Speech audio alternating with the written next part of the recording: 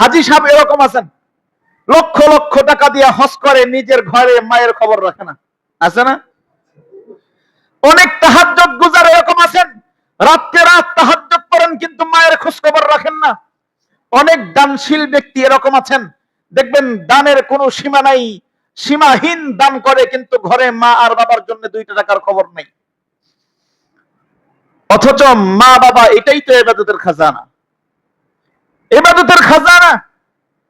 আল্লাহর হাবিব সাল্লাল্লাহু আলাইহি ওয়াসাল্লাম বলেছেন, হযরত ইবনে আব্বাস রাদিয়াল্লাহু তাআলা আনহু থেকে riwayat, নবীজি বলেন, মা মিন ওয়ালাদিন বারিন, মা মিন ওয়ালাদিন বারিন ইয়ানজুরু নাজরাতা রাহমাতিন।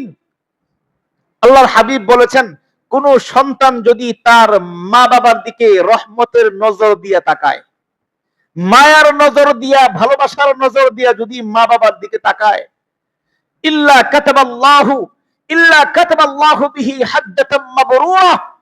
আল্লাহর হাবিব সাল্লাল্লাহু আলাইহি ওয়াসাল্লাম বলতেছেন, এই যে মা বাবার দিকে রহমতের নজর দিয়া, মায়ার নজর দিয়া, ভালোবাসার নজর দিয়া তাকাই সন্তান, প্রত্যেকটা নজরের বিনিময়ে আল্লাহ তাআলা তার আমলনামায় একটা করে কবুল হজের সওয়াব লিখে দেন।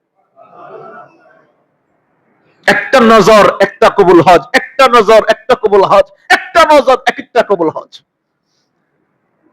5 লক্ষ টাকা দিয়ে হজ করে আসছেন, আপনি গ্যারান্টি দিতে পারবেন এই হজ কবুল হয়েছে?